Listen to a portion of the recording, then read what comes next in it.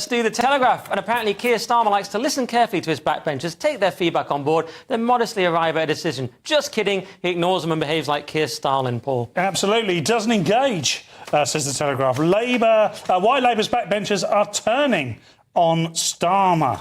So while the Prime Minister may have spent years preparing for power, we'll get to that in a minute, the result now is that he's the rookie errors show. And, you know, who can disagree with that? It's become clear, this article goes on to say, in Liverpool, there is already a complete disconnect between Starmer, the Cabinet and the backbenchers. Starmer floats above the party with little connection to it. Now, I agree with the sentiment of this article completely. It's quite an interesting article to read. However, I don't think Keir Starmer's been preparing for power, per se. I think Keir Starmer's a prosecutor, Keir Starmer is an ideologue, and he is someone who gets very excited by rules. Power to him is a kink. It's not something he's been preparing for. It's something that he enjoys in his private alone times. Wow, that sounds vaguely libelous. So I just want to say he doesn't enjoy power. Honestly, have you ever seen a more excited man by rules? Service. He loves rules. And that's not just someone bringing him his new glasses. Nice. I thought Rosie Duffield put it well when she said he just doesn't engage. I hear this a few times, but he behaves like a politician, but is not actually interested in politics. Now, isn't that right, actually? He's like a Blair, post-Blair. He's not as good as Blair, but he's kind of post-Blair, Machiavellian, just wants power, doesn't care about all this politics stuff. It's all about managing and power, right? No. Oh. No, he is a politician, but the people who's voting for him are the world team, our team world. I like the way you switched it there to try. Oh, I forgot what it was, what I was talking about. Because he was saying yes, she said no. And then you had to think, why do I mean no? Well, because no is always more interesting than I agree with you. But the truth is, he's more manly. I find him very manly. What are you going on? I know. What's all this homoeroticism about Keir Starmer? He's more manly than the other Labour Prime Minister, Rishi Sunak, or that was a joke. David Miliband. An inadvertent joke from Schaffer. It was a good joke. Schaffer's first joke, and it was an accident. David Taliban. He's basically a brand new Tony Blair, as you mentioned, and that's what his team is. He doesn't care about the people of Britain. He cares about his paymasters over there at David. And this is what happens when you get a supermajority without anyone really voting for him. Yeah. He can just wander around now for 5 years doing what he likes. Well, Trump said he's very popular, but he's not that popular, is he? Because it's 20% of the country. Yeah, that Trump said that today. Yeah. So maybe I changed my mind. If Trump Lord Ali is arguably the most popular Trump likes him because Keir Starmer called him after he was shot and was nice to him. He's been very nice to me, great guy. The second he isn't nice to him, he'll be going, two-tier Keir. It's called two-tier, folks. It'll be... And maybe that's what we want as our leader. We want someone who's tough as Trump, who's going to turn on him. But not a communist.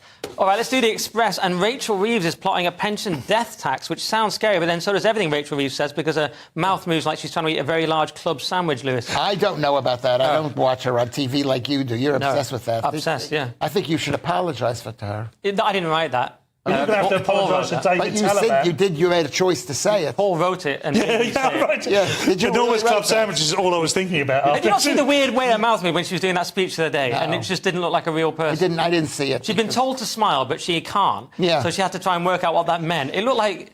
No, I can't say that. But it looked like it was being done with, like, wires or something, like in an old-school animation. You're so wrong for, focusing on a physical appearance. You just focus on what she believes in. And what she believes in is fears Rachel Reeves plotting a pension death tax as Chancellor, she's the Chancellor, looks to scrounge cash. She's saying, we're going to tax people's pensions. And as soon as they die or whatever, as soon as they're taken out of the bank, as soon as somebody says, I want to...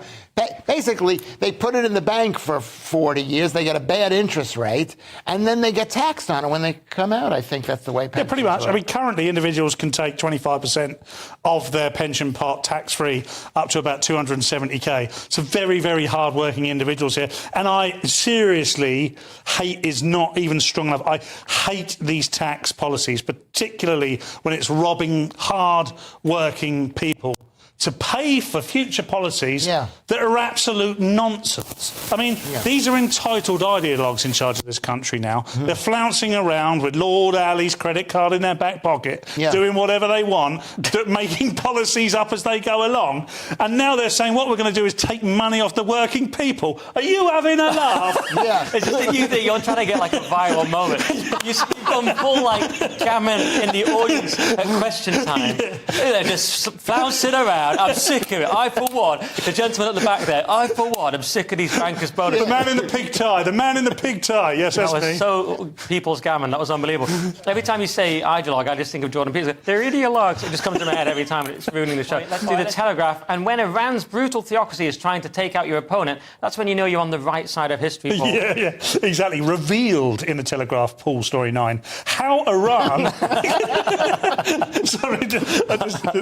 how Iran could be interfering in US elections funny, Paul. to undermine Trump. Think tank identifies 19 news websites, in inverted commas, it claims were created by Tehran to spread propaganda. One of them of which was something called the Western Sun, which is an English-language online outlet designed to cater for readers of the Muslim majority of the suburbs of Detroit. Now, this is a good point. I mean, because of social media now, this is how politics is run in the West. But the West doesn't help itself. We have the left of the West has created so many subcategories of people and minorities that it's a divide and rule situation. So we're in one group, they're in another group. Someone in the East, you go to Tehran.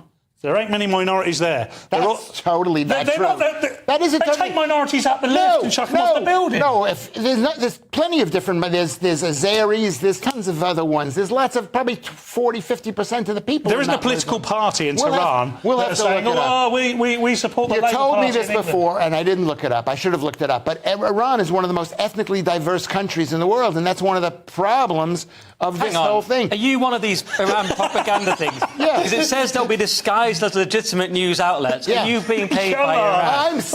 I'm saying this. Iran is a surprisingly good tourist option. This is so when Trump is hurt or whatever. I don't want to use those words. Trump is defunded, as they say. Is that they're going to blame Iran and not the Democrats, who are like 28% happy about having him defunded. I mean, actually... Yes, I know what you mean. You know what I mean? Yeah, Iran's after Trump. But, that makes me wonder. Of course they're after Trump. They've been after Trump for years. But doesn't that make you think Trump's a great guy, actually? Because Biden funded Iran with all his money, but Trump didn't, so they know that they're better off with the Democrats. Yes. Which makes me worry about the Democrats. Yes, that was of my course point you should worry about the Democrats. I'm very worried. I remember I've got to go, though, Lewis. Oh, we can't have time. Can you give us your massive anecdote after the break? Because yesterday, the Mail and a cyber attack led to websites displaying an Islamophobic message, which Lewis will now read out in full, along with his home address.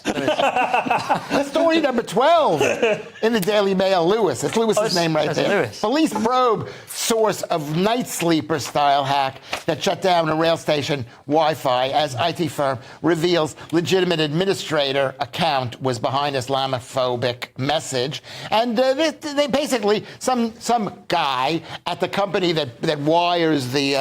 Talent is the name of the company. Isn't it, that wires the free Wi-Fi. So when you plugged into the Wi-Fi, it came out to "I love England." It says we love Europe, and then linked with some supposedly Islamophobic stuff, which is just a list of terrorist attack.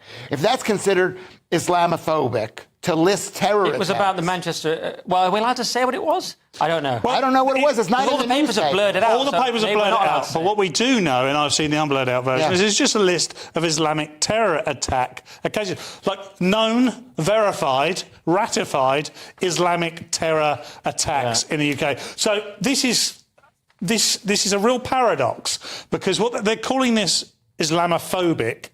And my point on this would be, why wouldn't you be Islamophobic about people that do these things? Now, we have to have open discourse on this. I'm not sure that's Islamophobic. I think listing terror attacks that have been undertaken by Islamist terrorists is not Islamophobia. It's probably they've got the new definition of Islamophobia that Labour have which no one have got and yet. they don't want to go to prison And because we probably will just for saying it. We've got to move on. Go on, Lewis. The question is, how many years is this guy going to go to jail for? He's probably going to go to jail for 38 months. That's my guess. I say 38 months. He's going to be sent to jail, but he won't do 38 months worth of time for posting this. Well, we don't know, but let's move on and do the Telegraph. And the Met Police have reduced the number of stop and searches in a fresh new initiative to increase crime even more, Paul. Yes.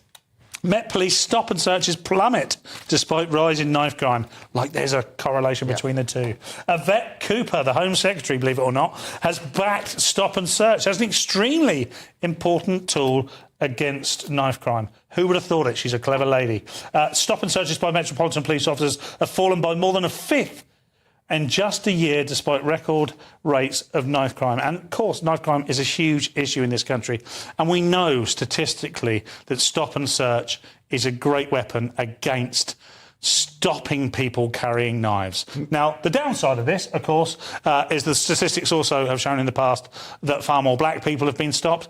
However, if it's considered racist to stop and search and stop knife crime, perhaps we're going to need a little bit more racism. Because what we do need to do is stop this knife crime epidemic across our capital city and across all major cities in the UK. Yeah, although your enemies are going to clip that bit if he's saying we need more racism. Yeah, so let him deny it. Let him deny that. Is number one, you're wrong, Paul. Thank goodness you're for that. wrong, Paul, because it's freedom of speech and freedom of walking. You shouldn't be stopped and searched when you're walking down the street if you've done nothing wrong, for any reason, whatever the reason is. So there is no good reason for stopping. Do you hate it when you get stopped, Lewis? No, it stops me. I'm waving my hand. Police, Come over here. Have you seen me on TV? Like, who's this guy? Nothing. Sitting in the park with his pants down. I only have like 11,000 followers on Twitter. That's not bad. Follow me on Twitter, please. It's not Nick Dixon, though. Lewis Schaffer. No, how many do you have? I'm only on about 8. I haven't checked. I think it's 35.8 thousand. Is that right? I'm losing. And